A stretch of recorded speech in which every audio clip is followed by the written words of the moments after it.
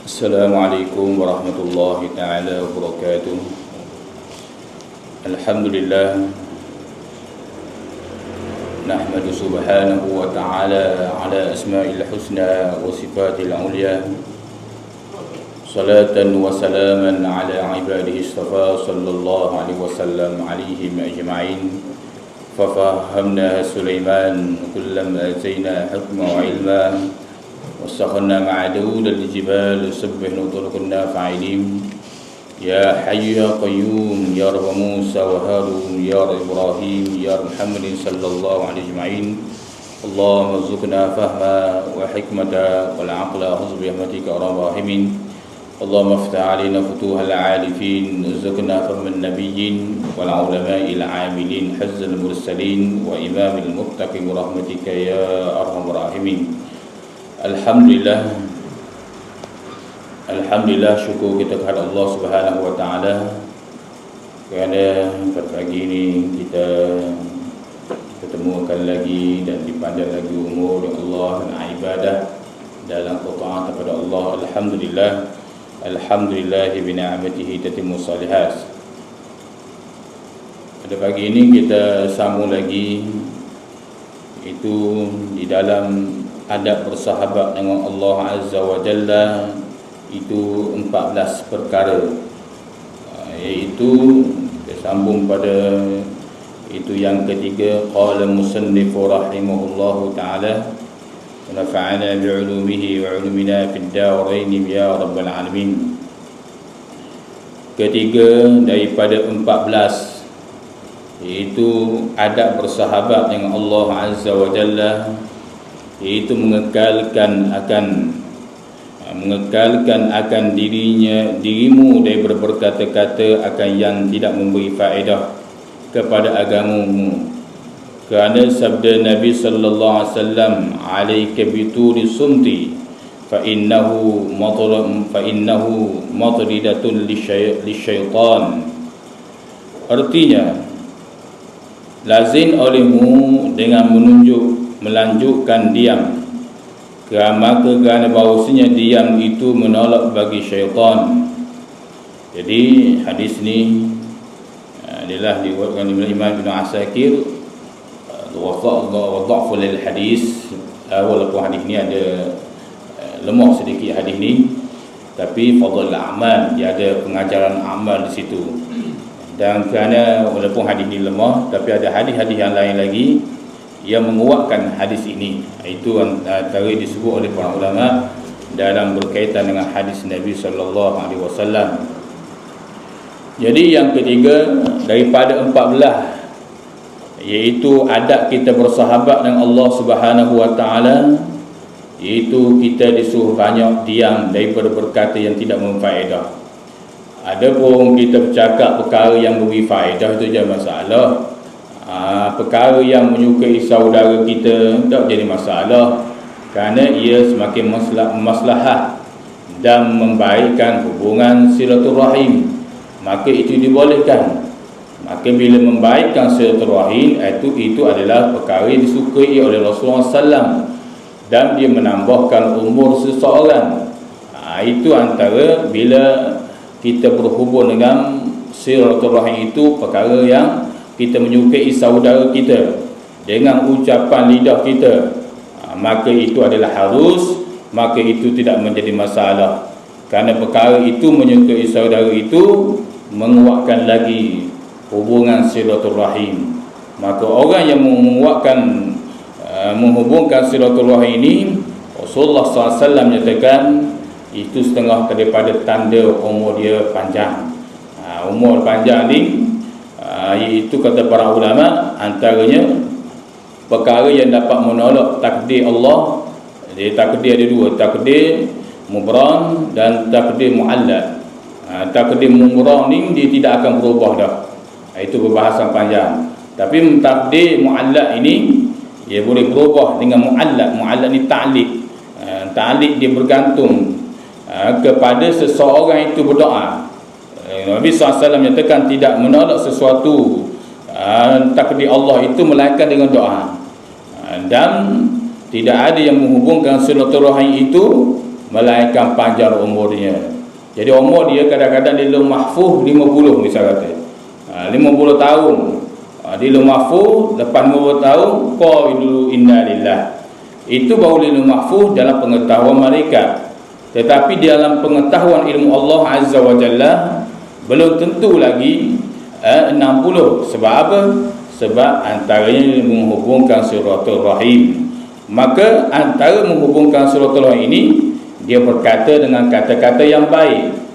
Dia memperbanyakkan kata-kata yang baik kepada saudara dia, menyebabkan kata-kata yang baik itu menghubungkan silaturahim kerana menyukai saudara itu. Maka kata-kata itu diboleh. Ataupun kata-kata yang iaitu memberi manfaat pada agama. Kita menasihat kepada orang berkaitan agama, menasihat kepada anak-anak cucu dan sebagainya, perkara berkaitan agama, maka itu sangat-sangat disuruh itu memperbanyakkan kata-kata. Yang dimaksudkan oleh musannif di sini, adab bersahabat dengan Allah Subhanahu wa taala ini ialah iaitu diam daripada mengekalkan diam daripada perkata-kata yang tidak memberi faedah. Yani faedah, memberi faedah itu yang tidak memberi faedah pada urusan dunia, lebih-lebih lagi urusan akhirat. Dia kata-kata itu tak memberi faedah.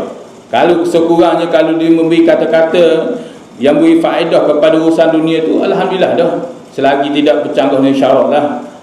Dan lebih-lebih lagi kata-kata dia itu memberi manfaat kepada negeri akhirat, maka itu dikatakan memberi faedah kepada agama. Itu yang disebut oleh musannif rahimahullahu ta'ala. Kerana sabda Nabi SAW, lazim oleh kamu dengan melanjutkan diam. Lazim maknanya selalulah kamu itu memperbanyakkan diam kamu. Kerana syaitan, bahawasanya syaitan itu kerana menolak ia syaitan, menolak ia bagi syaitan, maksudnya menolak berkaitan syaitan nak memperdayakan kita.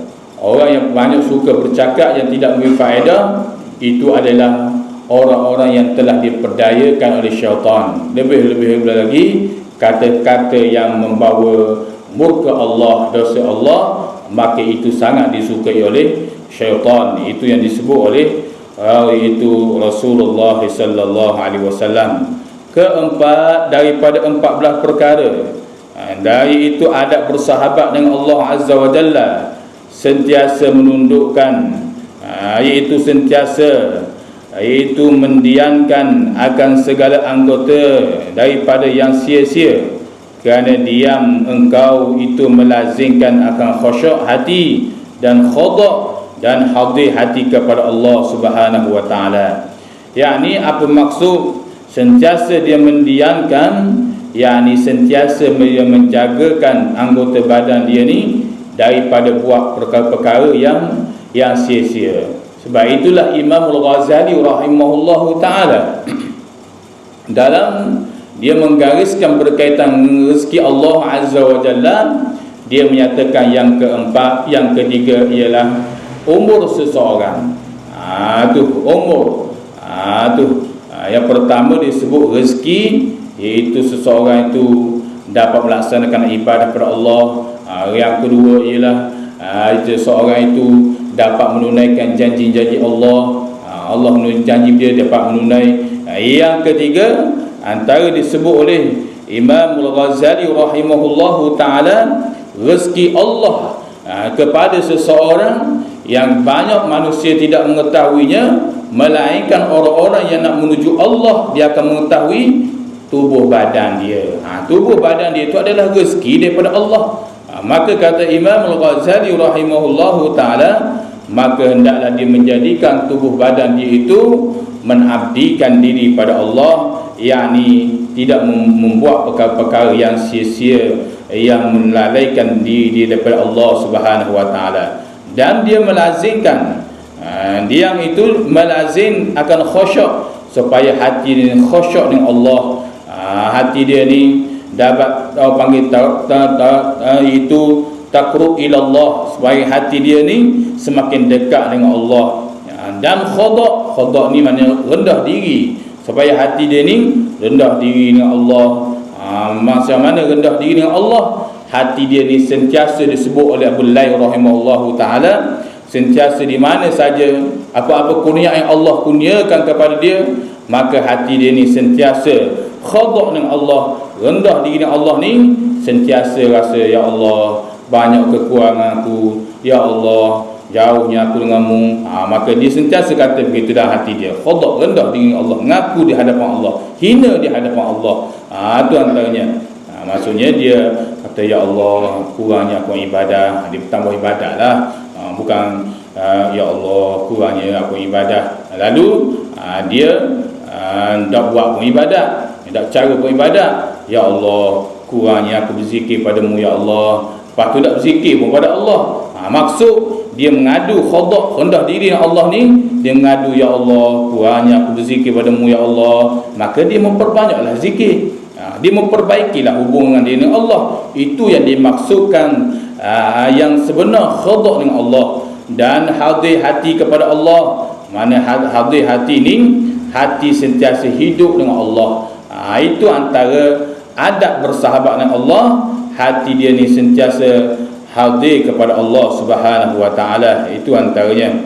Yang kelima, menyegerakan mengerjakan segala yang disuruh oleh Allah. Tu. Nah, yang kelima, menyegerakan mengerjakan segala yang disuruh oleh Allah. Itu ada orang bersahabat. Kalau kita bersahabat dengan bos sesuatu syarikat ke organisasi apa sekalipun, kita bila iaitu nak naik pangkat dan sebagainya, dia buat ke tak bos suka. Bos dia kata rajin dia ni, rajin anak buah kau ni naik pangkat sekali, naik pangkat lah, misal kata. Maka begitulah dengan Allah, lebih-lebih lagi, iaitu nak naik pangkat di sisi Allah, kena bersahabat dengan Allah. Iaitu yang kelima, adab nak bersahabat dengan Allah, menyegerakan segala pekerjaan yang disuruh oleh Allah. Allah Ta'ala suruh, segerakan, jangan tangguh-tangguh. Allah Ta'ala kata, ni syariat aku ni hukum aku ni, segera kamu laksanakan. Jangan kata nanti dulu masyarakat majmuk ni nanti dulu, tangguh. Itu bukan bersahabat dengan Allah, itu bersahabat dengan hawa nafsunya. Dalam nak melalaikan iaitu diri dia dengan Allah, daripada Allah Subhanahu wa ta'ala. Maka hendaklah sahabat yang ketiga, yang kelima ini, menyegerakan dia bersahabat dengan Allah. Segerakan, maknanya segeralah kalau boleh ada masa, bila urusan Allah maka segerakanlah, melainkan ada musyaqqah dan sebagainya. Yang keenam, daripada 14 perkara bersahabat dengan Allah, menjauhi akan segala yang dilarang oleh Allah Subhanahu wa ta'ala di atas jalan yang bersegera. Begitu juga maksiat. Ada yang kelima, 6, segera juga tinggal maksiat. Hak Allah Ta'ala murka, segerakan dia tinggal. Ada saudara pusing-pusing dengan akal dia. Kadang-kadang jelas dah Allah Ta'ala kata haram, tak boleh, mu tak boleh ambil ni benda yang haram, benda syariat aku ni yang tak boleh sama sekali kamu tu. Maka orang yang menjadi sahabat Allah, dia akan tinggal selalu. Macam boh gitu, boh manusia lah, boh dia larang, dia tinggal selalu. Itu antaranya sebab dia nak baik dengan boh. Sebab apa dia baik dengan boh? Kerana dia ada sesuatu habuang supaya boh dia wakni macam-macam jenis. Maka begitulah orang yang bersahabat dengan Allah, yang nak menuju syurga Allah, maka hendaklah dia berusaha menyegerakan meninggal maksiat bila maksiat itu hadir pada dia. Inilah dikatakan ilmu tasawuf. Ilmu tasawuf, ilmu panggil, iaitu menjunjung perintah Allah. Sebab itulah dia katakan, tak pada ilmu tasawuf itu ulama memperbahasakan tasawuf tak waw fa tu tak, iaitu takwa kepada Allah Subhanahu wa ta'ala. Dalam kehidupan kita kena ada tasawuf. Sebab apa? Tak pada tasawuf itu takwa kepada Allah Subhanahu wa ta'ala. Tak tu, tak sebutir itu. Sok itu menunjukkan itu sabar dalam menjunjungkan perintah Allah. Sok tu sabar dalam menjunjungkan perintah Allah. Apa yang Allah Ta'ala perintah, apa yang Allah Ta'ala larang, maka seorang tu buat apa yang Allah Ta'ala suruh, maka Allah Ta'ala larang dia pun tinggal, maka itu tanda ada tasawuf dalam diri dia. Sebab apa? Dia sabar dalam menjunjung perintah Allah, meninggal perbuatan yang dilarang oleh Allah, membuat perkara-perkara yang disuruh oleh Allah. Maka itulah orang yang sabar dalam menjunjung kepada perintah Allah. Apa lagi? Wow, tak so wow, itu warak. Mesti seorang itu ada sifat warak. Mana? Warak dalam menjalankan hukum Allah Subhanahu wa taala, syariat Allah. Orang yang ada sifat tasawuf dalam diri dia, dia akan ada sifat warak dalam diri dia, iaitu warak macam mana? Dalam melaksanakan syariat Allah, perintah Allah, syariat Allah ni. Dia akan jaga diri dia. Dia itulah orang yang ada sifat warak. Iaitu orang yang ada sifat tasawuf. Yang ketiga ialah iaitu warak dalam iaitu menunaikan syariat-syariat Allah. Itulah sebab tu pentingnya ada ilmu tasawuf. Itu ilmu tasawuf adalah ilmu yang dikatakan para ulama ialah ilmu yang mesti dipelajari kerana nak membaikkan ibadah seseorang. Tapi kena jaga-jagalah sebab ilmu fiqh, ilmu tauhid, ilmu tasawuf, tiga ni ilmu ni kalau kita perhati-perhati, kita boleh perhati mana ilmu orang banyak belajar, ilmu tasawuf. Tu kadang-kadang fiqh dah tahu benda, terjun dalam ilmu tasawuf dah. Sebab itulah kita tengok setengah tariqah ataupun guru dia tu cakap tasawuf saja, dan belajar entah ke mana, kadang-kadang tu ramai pengikut dia. Di Selangor, di ni, kita boleh tengok. Tapi mengaji ilmu fiqh kurang. Tak salah ilmu tasawuf, tapi takut itu guru dia sendiri itu bermasalah, tidak sampai ke hadratillah. Tu hanya di atas lidah saja, menyebabkan murid dia ni jadi sesat dan sebagainya. Itu antaranya. Dah dulu dah berlaku. Seperti mana di Selangor dulu ada dah. Dari itu guru tariqah dak semayang. Dia wasa nak semayang, dia semayang, kadang-kadang dia semayang, kadang-kadang dia wasa tak mau semayang, dia tak mau semayang. Sebab apa? Murid dia tanya kenapa? Dia kata kita kena ingat kita dibangkit dengan roh, bukan kita dibangkit dengan jasad kita. Jasad kita akan hancur di dalam alam barzakh, tapi yang dibangkit adalah roh. Maka kita kena perbaiki roh kita. Roh macam mana nak perbaiki? Banyak zikrullah, menyebutkan roh itu. Tengok banyak panggil lari daripada landasan. Sebab tu dah tak salah. Banyak tarikat yang betul, yang baik, tapi dibimbangi. Kalulah iaitu guru dia itu bermasalah, maka murid yang ikut tu bermasalah juga. Maka sebab itulah baik kita duduk keadaan begini saja, pergi mengaji, pergi dengar gitu, buat amal soleh, hak mana suruh Nabi suruh kita buat. Tu antaranya. Sebab kebanyakan begitu. Dan kita boleh tengok, ni pun ada, ni pun ada. Anak murid dia, kumung dia tu entah ke mana. Tu dia pun orang pun tahu dia tu macam mana dulu. Tetapi oleh kerana cakap ilmu kerohanian, cakap tentang ilmu tasawuf begini, menyebabkan iaitu anak murid pun cakap juga ilmu tasawuf, tapi syariat punah. Maka sebab itulah dalam tiga-tiga ilmu ini ramai orang menuju kepada ilmu tasawuf. Maka kita mestilah berhati-hati dalam nak mempelajari ilmu tasawuf. Mesti kena tengok guru itu macam mana. Ni banyak ni. Dalam negara kita banyak gini. Dan golongan ini, jenis golongan ini dia tidak masuk Islam secara syumul. Dia hanya beribadah kepada Allah. Dia hanya iaitu berzikir saja kepada Allah. Sedangkan kita disuruh oleh Rasulullah SAW iaitu udkhulu fis silmi kafah, masuk dalam Islam ni secara keseluruhan. Tak kiralah muamalatnya, politiknya, ibadahnya, kena masuk belaka. Tak boleh ibadat saja, berzikir saja, selawat saja, tak boleh. Tak boleh sama sekali. Ataupun tak boleh saja iaitu hanya membidaah saja, hak ni bidaah soal urusan negara, urusan politik, urusan tu tak bercara. Maka kita sebagai ahli sunnah wal jamaah yang diajar oleh Rasulullah SAW, bagaimana Rasulullah, dia masuk belaka, ibadahnya, muamalatnya, politiknya Rasulullah tu belaka. Itu antara itulah Rasulullah sallallahu alaihi wasallam. Itulah kalau orang dibaca sejarah sirah Nabi, banyak dia membaca sirah Nabi, maka kehidupan dia akan tenang. Bukan Rasulullah buat ibadah saja. Rasulullah berpindah di Madinah untuk mendirikan kerajaan Islam. Rasulullah balik ke Mekah. Itu adalah politik Islam lah, yang ditegak oleh Rasulullah sallallahu alaihi wasallam. Jadi hak ginilah kadang-kadang banyak lagi masyarakat kita yang tidak mengetahui. Bukan kita kata masyarakat orang kampung tu tak masalah lah. Orang yang mempelajari ilmu agama itu sendiri pun bermasalah.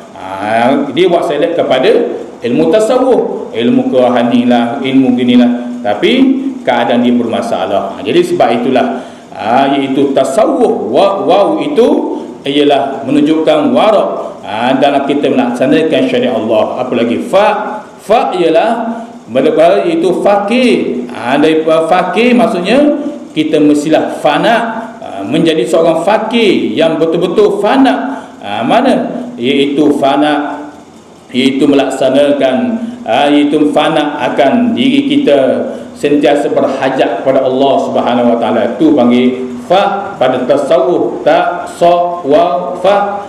Fa itu menunjukkan bahawasanya iaitu faqih. Mana apa faqih? Erti faqih itu fana kita pada diri kita dalam sentiasa berhajat kepada Allah. Jangan duk nampak diri. Biar kita belajar, walaupun kita makan para uliat ni lebih lagi tentang fana ni, tapi biar dalam kita ada, dalam kehidupan kita ni, biar ada tasawuf. Maka pada tasawuf itu kita kena jadi orang yang faqih. Faqih mana? Faqih ila Allah. Apa maksud faqih di sini? Sentiasa berhajat kepada Allah, ataupun faqih ialah fanakan diri kita, iaitu kahadatillah.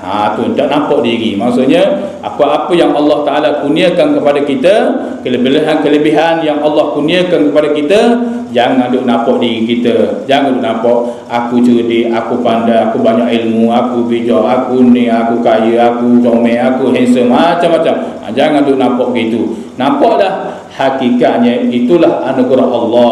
Maka itu tanda orang yang ada tasawuf. Maka sebab itulah semua ilmu ini adalah ilmu nak menunjukkan seseorang itu mesti ada tasawuf pada diri dia. Itu antaranya. Ini cakap ilmu kerohanian tinggi, dan tentang kerohanian. Ada seorang tu pengikut dia ramai, cakap ketuhanan tinggi. Tu ada lagi lah ni. Dalam YouTube ada cakap ketuhanan tinggi, gini. Tapi cakap ada kena nampak diri semua. Tak ada kata ilmu tasawuf pada pada diri dia tu, tak ada. Mana sentiasa berhajat kepada Allah, fana tak nampak diri. Ni cakap dia nampak diri semua, lebih dia cerita kelebihan diri dia begini. Tu kalau dia siapa sungguh tu lain lah. Ni bukan dia siapa pun, cerita fana pun tak apa-apa tu. Walaupun kita dengar pun, walaupun kita pun tak ajar fana, tak ajar dengar pada fana-fana para waliullah ajar kita baca-baca, dengar, tapi diri kita pun jauh lagi pekat tu. Tapi keadaan dia tu, apa yang disebut oleh ulama dalam kitab, jauh. Mana bermasalah. Itu antaranya. Kadang-kadang ngaku ilmu tasawuf, tapi tidak ada sok pada situ. Mana sabar dalam menjunjukkan perintah Allah. Itu antaranya. Tengok pada nak kenal sungguh guru tarekah betul atau tidak ni, tengok pada perkataan tu je. Para ulama tu duk pesan bahawasanya kalau orang ni cakap rohaniah tinggi-tinggi, kamu tengok pada tu saja dia. Pada tasawuf itu sendiri, tasawuf. Tengok pada situ ada ke tak pada diri dia. Itu sekurang-kurangnya tengok situ. Ketujuh, jalan i'tiraf atas qada Allah dan qadanya.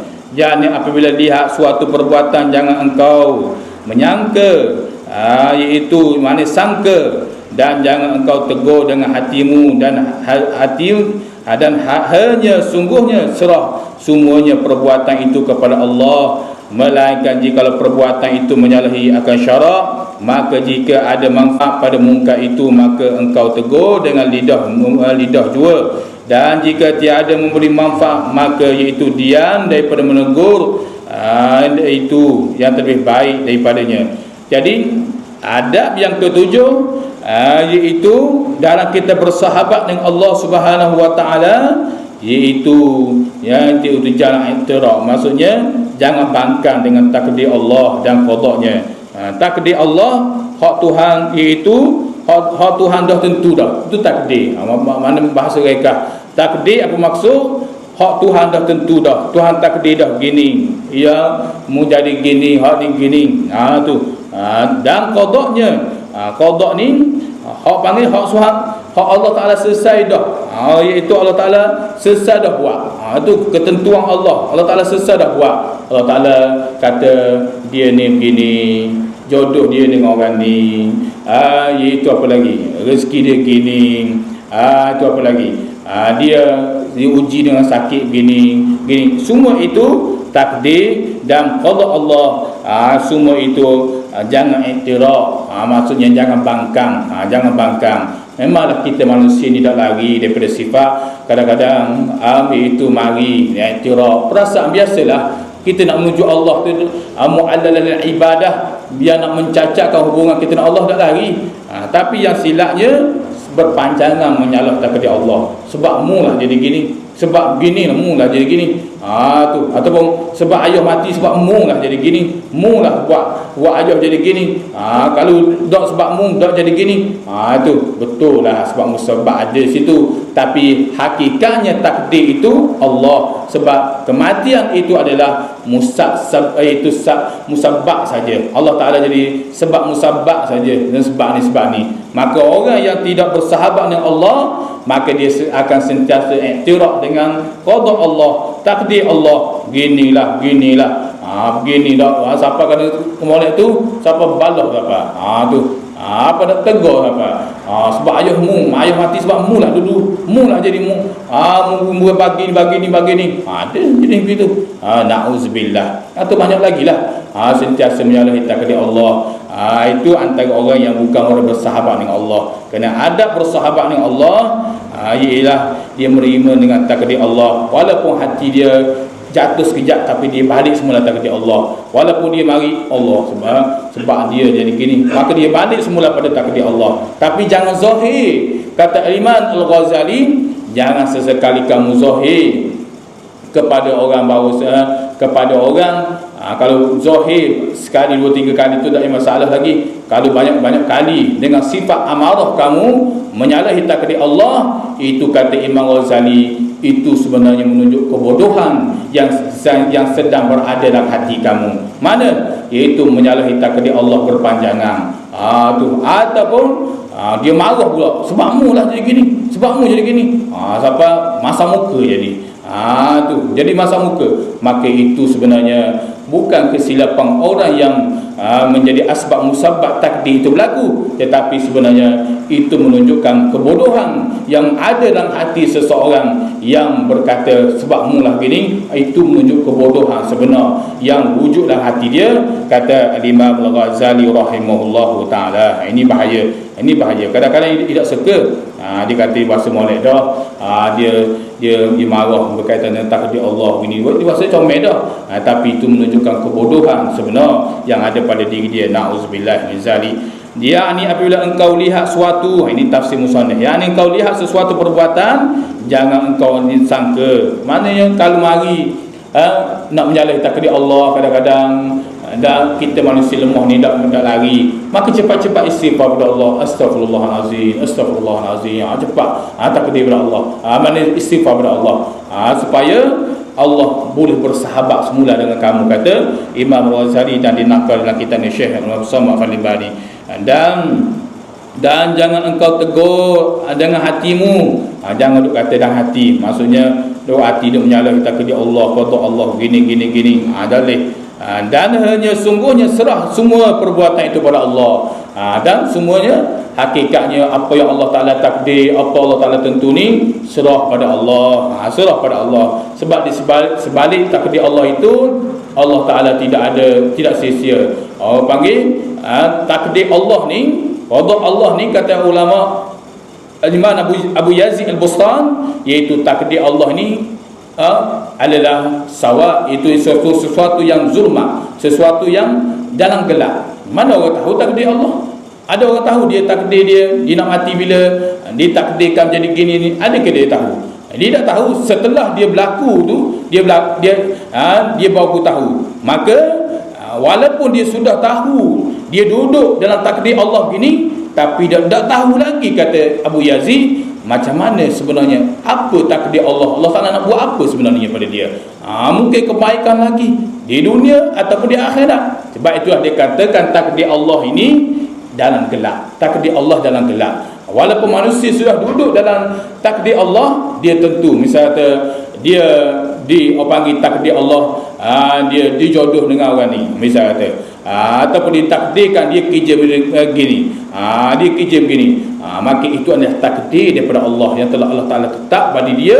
Maka walaupun dia sudah tahu Allah Ta'ala dah tetap takdir pada diri dia, tapi dia tak tahu lagi apa sebenarnya di sebalik takdir itu, hikmah di sebalik takdir itu, tidak tahu lagi. Tetapi sebaliknya, orang-orang yang bersabar di atas takdir Allah dan redha dengan qada Allah, maka janji Allah dan Nabi, begitulah Nabi SAW menyatakan Allah menjanjikan kebaikan pada dia. Tidak ada sesuatu takdir Allah, qada Allah, dia bila seseorang itu mengabdikan kepada Allah, sebaliknya dia akan dapat cahaya. Di saat dia nampak duduk dalam kegelapan, dia tahu apa sebenarnya. Kadang-kadang dia mikir, apa Allah Ta'ala buat jadi gini, apa jadi gini.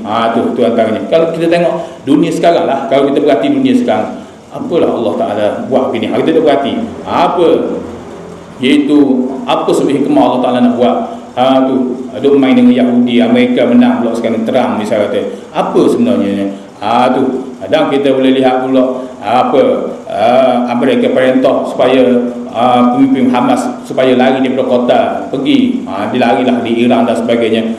Tu kita tidak mampu, kita hanya lihat saja, dan kita lalu hanya berdoa pada Allah, tapi kita tak tahu apa hikmahnya. Inilah perjalanan sunnatullah, perjalanan nak menuju Allah. Manusia tidak tahu, tetapi orang-orang yang berpegang kepada Allah, khususnya berpegang kepada qada Allah, takdir Allah, dia akan tahu selepas daripada dia bersabar itu, maka dia mau tahu Allah ini rupanya hikmah takdir Allah, rupanya begini.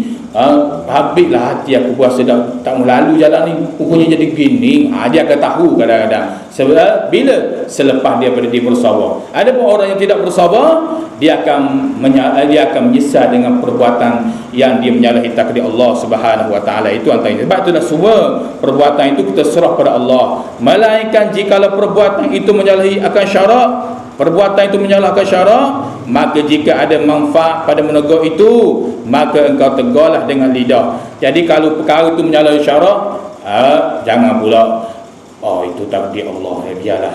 Maksiat, fahaman-fahaman liberal fahaman banyak ni, orang buat maksiat, zina, minum arak sini, jangan-jangan cara itu semua takdir Allah, kita kena sabar, itu semua takdir Allah. Tak boleh begitu. Walaupun takdir Allah kata Allah, tapi Allah Ta'ala suka perbuatan itu, maka hak begitu wajib dia kena tegur. Tu yang bercanggah syarak tu. Maka jika ada manfaat pada menegur itu, jika dibuasa manfaat boleh tegur, manfaat itu maknanya boleh tegur, maka engkau tegurlah lidah. Tegurlah lidah, buat gini dah haram, dah baik, dosa, kena larang. Dah boleh kata biarlah, takdir Allah, takdir Allah dah berlaku, dah begitu, biarlah. Dah begitu, yang tu dia jadi curi, jadi rasuah dah tu, biarlah tu takdir Allah nak kena, biarlah. Banyak orang kadang-kadang pegang pada takdir itu qadariyah. Itu puak-puak qadariyah yang berpegang pada takdir Allah. Orang jadi jahat, macam mana dia takdir Allah jadi jahat begitu dah. Dia tak ada usaha langsung. Ini puak qadariyah yang sesat, dalalah sayyi'ah, sesat lagi jahat. Ini puak-puak qadariyah. Ni fahaman ni. Banyaklah Mu'tazilah, kesakatan belaka tu. Jadi qadariyah ini iaitu dia berpegang pada takdir Allah. Tu orang tu jadi jahat tu, itu takdir Allah, biar dia, jangan cara. Orang tu jadi dak pakai tudung tu, dedah aurat rambut dia tu, perempuan tu, itu takdir Allah. Jangan cara pada dia, biar dia. Tu dia orang ni berfahaman fikrah dia salah daripada ajaran Islam yang sebenar. Jangan cara pada dia, itu hak dia. Biar dia lah. Tak boleh. Walaupun kita dah lihat tegur lidah, tetapi mesti ada perasaan benci dalam hati. Perbuatan maksiat yang dibuat, yang Allah murka, mesti ada. Tak boleh serah pada takdir. Ini bukan fahaman Islam yang sebenar. Maka jika tiada memberi manfaat, maka hendaklah iaitu diam daripada menegur itu lebih baik daripadanya. Jadi kalau dia tengok maksiat besar-besar orang ni buat, dah nak tegur ni, bahaya ni. Tegur jadi kau parok, jadi bahaya diri dia. Maka duduk diam saja. Itu lebih afdal. Jadi yang ketujuh ni ialah afdal dia bersahabat dengan Allah Subhanahu Wa Taala, khususnya jangan iktiraf dengan takdir dan ketentuan yang Allah Subhanahu Wa Taala tentukan kepada dia. Qala musannif rahimahullah. Kedelapan, mengekalkan akan zikir dengan lidah dan dengan hati, supaya tersebut itu bicara zikir itu. Jadi kita yang ke-8 kita akan sambung balik. Mudah-mudahan apa yang kita dengar pada pagi ini menjadi manfaat kepada kita. Mudah-mudahan kita termasuk dalam golongan orang-orang yang sentiasa bersahabat dengan Allah Subhanahu Wa Taala, dan erti kata kita sentiasa berzikir pada Allah, sentiasa membuat perbuatan-perbuatan yang disuruh oleh Allah dan menjauhi perbuatan-perbuatan yang dilarang oleh Allah, dan sentiasa hadir hati dengan Allah. Itulah makna bersahabat dengan Allah. Mudah-mudahan kita sentiasa bersahabat dengan Allah Subhanahu Wa Taala. Jadi sekadar ini dulu. Wallahu a'lam. Auzubillahi minasyaitonir rajim. Bismillahirrahmanirrahim. Ya Rabbana lakal hamdu kama yanbaghi li jalali wajhika 'azim sultanik. Allahumma salli ala Muhammad wa ala Muhammad. Allahumma inna nas'aluka 'ilman nafi'a, rizqan thayyiban wa 'amalan mutaqabbala. Rabbana atina fid dunya hasanah wa fil akhirati hasanah wa qina 'adzaban nar. Wa sallallahu ala Muhammad wa ala alihi wa sahbihi wa sallam. Walhamdulillahi rabbil alamin. Assalamualaikum warahmatullahi wabarakatuh.